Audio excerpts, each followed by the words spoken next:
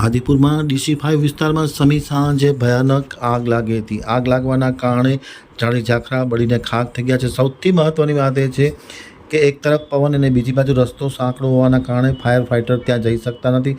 પરિણામે આગ ઓલવવી મુશ્કેલ બની।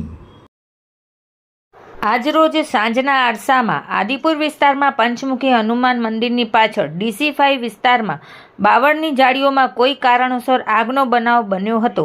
મહાનગરપાલિકા ફાયર વિભાગને જાણ થતાં ઘટના સ્થળે દોડી આવ્યા હતા, પરંતુ ફાયર ફાઇટરના વાહનને અંદર જવાનો રસ્તો ન મળતા નિરાશાવશ વધારે કાંઈ પ્રયત્ન કરી શકતા નથી।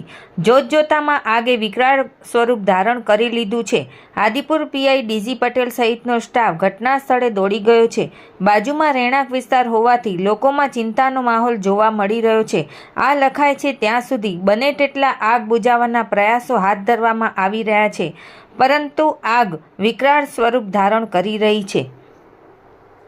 આદિપુર પોલીસ સ્ટેશન પીઆઈ સાહેબ પહોંચી ગયા છે અને આદિપુર પોલીસ સ્ટેશન અને ફાયર બ્રિગેડ બંને DC5ની પાછળના ભાગમાં પહોંચી ગઈ છે અને આજે વિકરાટ આગે જે સ્વરૂપ પકડ્યું છે, છેલ્લા 4 કે 5 કલાકથી ચાલુ છે। ગાંધીધામ નગરપાલિકાની ફાયર બ્રિગેડની ટીમ પણ આવી ગઈ છે અને આગને કાબૂમાં લેવાના સતત પ્રયત્ન આદિપુર પીઆઈ પટેલ સાહેબ દ્વારા ચાલુ છે